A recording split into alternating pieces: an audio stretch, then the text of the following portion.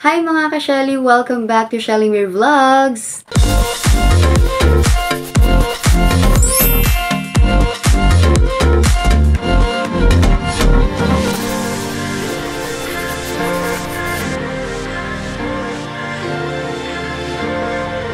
You know what guys? I'm very excited for today's video kasi we are going to talk about something really special. Guess what? Unang sahod ko na sa YouTube, guys. And I'm so happy. So, before we start, let me give you a quick recap of how I started vlogging. So, nung 2019, as far as I remember, nagsimula ako mag-vlog nung nagkasakit ako. Tapos, hindi ko alam kung bakit ko naisipang mag-vlog actually. Siguro dahil lang sa bored na bored ako nung panahon na yun. Bakit kaya hindi ako gumawa ng YouTube channel ko? Parang wala lang, para maging libangan. Yung unang-unang vlog na ginawa ko, yung tips sa pag-review. Ayan. Ayun yung unang-una ko naisip na content. Tapos hanggang sa nasundan na nga nasundan, until it has become my hobby, na kada may experience ako, parang gusto ko nang i-share lagi. So, dyan din nag-originate yung ka-Shelly kasi gusto ko lagi kayong kasali. So, ngayon, punta naman tayo sa monetization journey ko. Getting monetized on YouTube was not easy as ABC. You need 1,000 subscribers and 4,000 watching hours. So, nung una naisip ko, parang ang hirap naman yatang makuha. So, ang ginawa ko, simula nung 2019, hanggang ngayon, upload lang ako ng upload. Alam mo yun? Without me noticing na unti-unting dumadami yung views, unti-unting nadadagdagan yung subscribers nang hindi ko namamalayan. Nagsimula to nung sumikat yung isang vlog ko na hepatitis B. Yan. Struggle is real best. Yung vlog na yan. Hanggang sa dumami yung views niyan, dumami yung likes, yung mga nag-comment, sobrang sumabog. Hanggang sa may mga nag-message na sa akin sa messenger na nag-subscribe din sa channel ko. Yan ang pinaka naging driving factor kung bakit nag-boom yung views ng vlogs ko at kung bakit tumaas yung subscribers ko hanggang sa na-achieve ko yung 1,000 subscribers at 4,000 watching hours. Grabe mga ka-Shelly, hindi ko talaga in-expect yun kasi ang nasa isip ko ay napaka-imposible namang maabot ng 1K subscribers ay napaka-hirap namang magkaroon ng 4,000 watching hours kasi napaka-hirap makatch ng attention ng mga viewers eh. So, kailangan interesting yung content mo, kailangan makaka-relate sila sa'yo. So, hindi ko talaga naisip yung parang gusto ko lang i-share yung naranasan ko sa condition ko. So, ayan, so parang napaka-surprising talaga na wow, hindi ko in-expect na dahil dun. Tapos na-monetize yung channel ko noong 2022. Imagine guys, simula noong 2019 nagsimula ako mag-vlog. Tapos na-monetize lang yung channel ko 2022. After 3 years, saka lang na-monetize yung channel ko. Tapos, 2023, saka lang ako sumahod. Yung first sahod ko sa YouTube. For further details kung paano ako nag-setup sa Google AdSense account para sa monetization ng YouTube channel ko, kindly check this and watch it, guys. Para ma-recall nyo kung paano ko nga ba na-setup yung account para sa monetization. So, before sahod reveal, guys, bago tayo pumunta sa pinakahihintay nyo, I wanna take this moment to express my deepest gratitude to each and every one of you. Maraming salamat po sa inyo mga ka-Shelly. Unang-una sa Panginoon.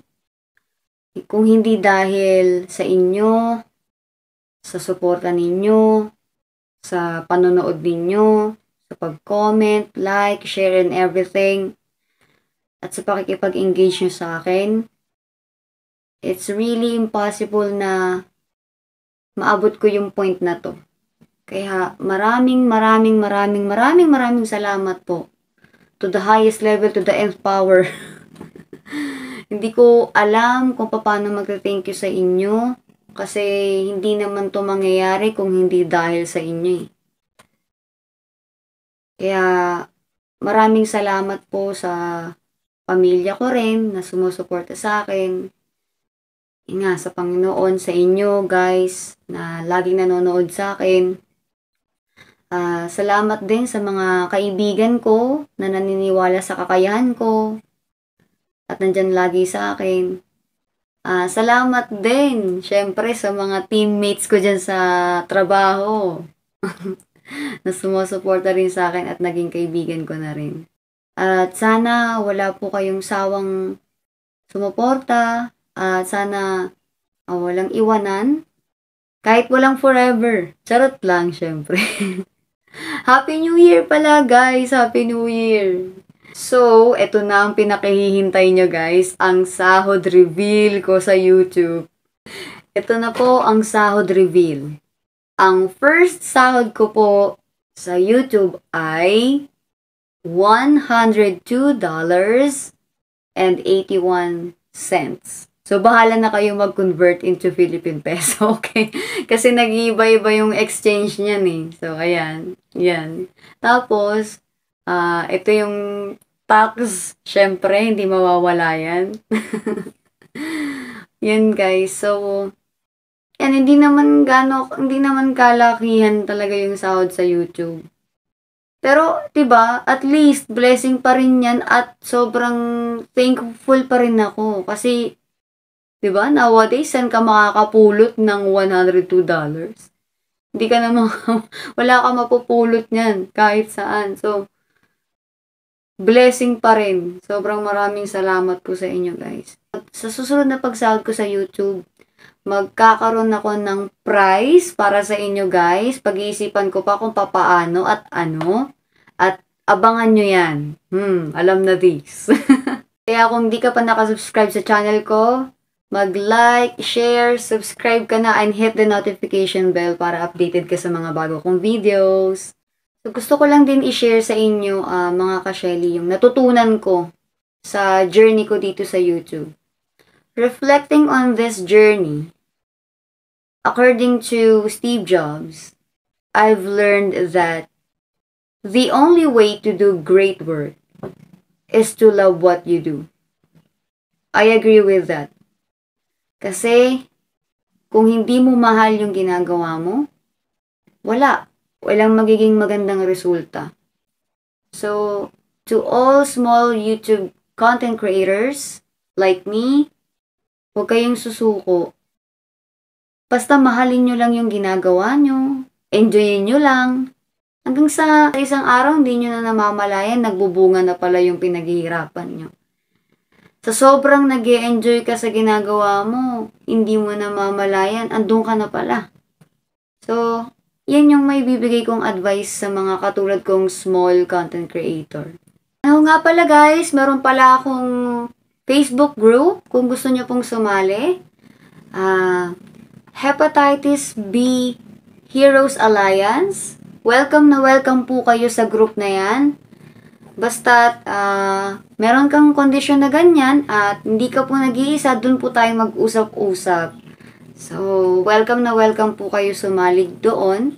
At please like also my Facebook page, Shelly Mir Vlogs, para doon nyo po ako ma-reach out kung meron po kayong mga katanungan. At kung gusto nyo po makipag-usap sa akin, very welcome po kayo guys. Basta pagpasensyahan nyo na po kung medyo late po akong magre-response sa inyo kasi sobrang busy ko rin naman pong tao. At patuloy nawa tayo patubayan ng Panginoon. Maraming salamat sa Kanya. At lagi po tayong mag-iingat. Maraming salamat po. God bless and keep safe. Hanggang sa muli mga ka-Shelly. Bye-bye. Thank you.